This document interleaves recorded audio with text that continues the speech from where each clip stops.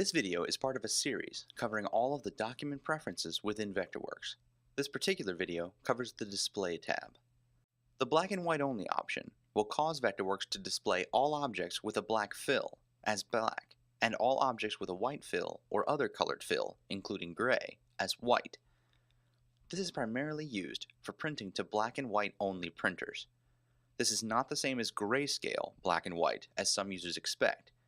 To get that effect, you would use a layer color or class color to control what objects you wanted black, gray, or white. Image fills, tiles, and gradients, however, will be converted to grayscale versions of themselves. Hide detail when layer scale is equal or less than this. Checking this box will cause details, specifically wall components and stair details, to not appear when the layer scale is set to or lower than the specified value. This setting only affects the design layers.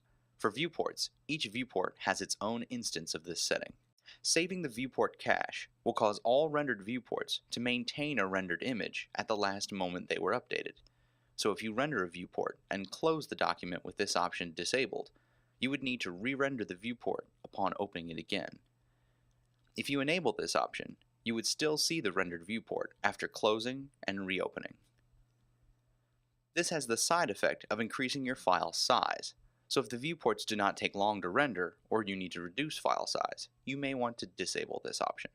Display Viewport Out-of-Date Border. This option, introduced in Vectorworks 2014, allows you to turn on or off the candy cane indicator on out-of-date viewports. This is merely a personal preference.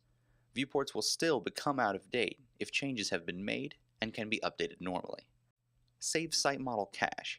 Similar to Save Viewport Cache, this option will cause site models to maintain both their existing and proposed triangulated source data so that the site model updates more efficiently. This setting can also increase file size if enabled, but with the option disabled, the site model will need to completely recalculate each time you update it, which can take a long time for complex site models. Use layer colors will cause all objects to use the pen and fill colors set for their respective design layers. This will override their individual attribute settings as long as this option is on. However, once you turn it off, the object will revert back to the colors specified in the attribute palette. Mesh Smoothing with Crease Angle. This option will increase or decrease the smoothing angle applied to mesh objects in Vectorworks.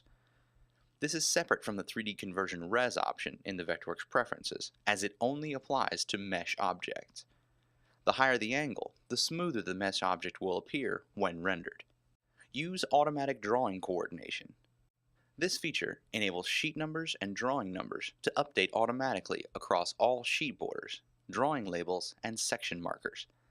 It is on by default and is almost always advisable to leave this feature enabled unless you intend to manually override each of the values yourself on each of these types of objects. Finally, Adjust Flip Text, which was previously located in the Vectorworks Preferences window, will now affect only the current document. It reorients mirrored, rotated, and flipped text on design layers. Individual viewports have their own option to enable or disable this feature as well. Make sure to watch our other videos in this series to complete your understanding of document preferences.